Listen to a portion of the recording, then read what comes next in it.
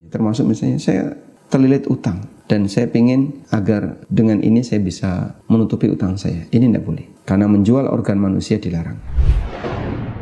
Open Mic ANB. Masalah dunia medis, apa batasan mendonasikan organ tubuh manusia menurut tinjauan syariat Islam? Alhamdulillah wassalatu wassalamu ala rasulillah. Jadi memberikan sebagian dari organ kita kepada orang lain yang sifatnya sosial tanpa berbayar itu diperbolehkan oleh sebagian ulama seperti fatwa Lajnah Daimah dan juga fatwa Syekh bin Baz rahimahullah, dengan ketentuan itu tidak membahayakan bagi orang yang memberi. Sebagaimana misalnya kita memberi darah, donor darah atau donor ASI atau donor organ yang dia tidak bisa tumbuh. Kalau darah kan bisa tumbuh, ASI bisa tumbuh. Tapi bagaimana dengan donor organ yang tidak bisa tumbuh, seperti ginjal atau apalagi paru dan seterusnya. Selama orang masih bisa hidup, bertahan hidup dengan salah satunya, misalnya dia mau mendonorkan satu ginjalnya untuk orang tuanya atau untuk orang lain, insya Allah tidak masalah. Dan kita bicara boleh ya, bukan bicara dianjurkan. Meskipun dalam hal ini, misalnya bagi mereka yang sedang sakit, dia tawakal kepada Allah dan tidak harus menerima donor ginjal semacam ini. Mudah-mudahan Allah memberikan balasan yang lebih baik baginya. Tapi secara hukum, untuk donor organ yang dia ketika diberikan tidak menyebabkan orangnya mati, pendonor itu mati, sebagian ulama menyatakan praktek semacam ini boleh dengan syarat tidak ada bayaran. Bagaimana kalau diperjualbelikan, Ustaz? Kalau diperjualbelikan tidak boleh. Baik darah, ASI yang bisa tumbuh lagi maupun yang tidak bisa tumbuh, yang tidak bisa muncul lagi, seperti ginjal, paru dan seterusnya. Karena para ulama menegaskan bahwa manusia ini dimuliakan oleh Allah. Sebagaimana yang Allah tegaskan dalam Al-Quran, وَلَقَدْ كَرَّمْنَا بَنِي آدَمْ وَحَمَلْنَاهُمْ فِي الْبَرِّ وَالْبَحْرِ.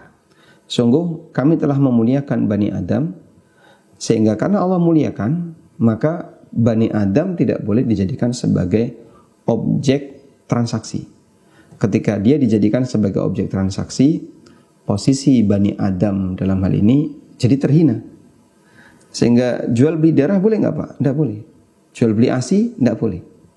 Kalau didonorkan gratis silahkan. Tapi kalau diperjualbelikan dilarang. Sehingga misalnya ada orang yang butuh darah, kemudian ada orang lain yang mau donor, tapi pakai syarat saya mau asal dibayar. Nah, ketika dia mau asal dibayar, yang nanggung dosa yang minta bayaran tadi.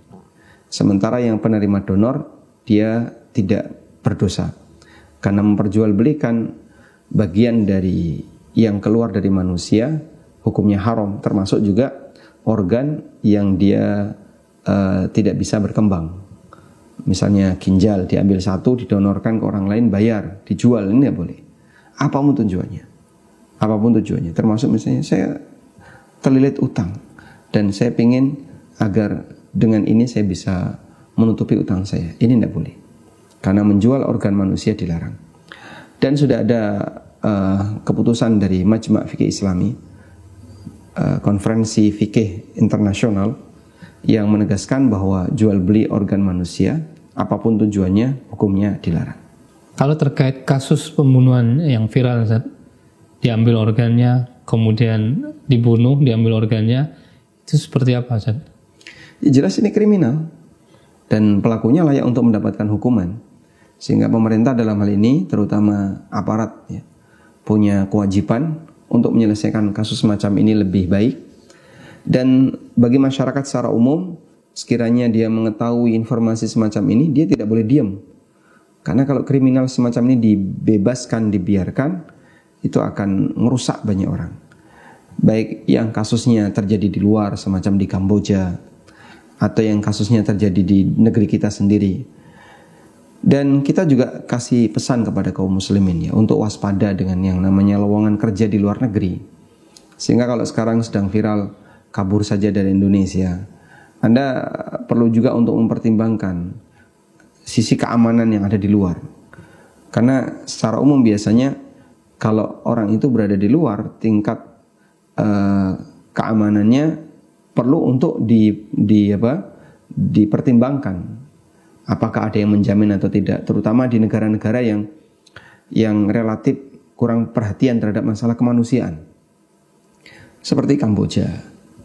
Kemudian mungkin negara yang lain yang kalau saya sebutkan barangkali cukup sensitif.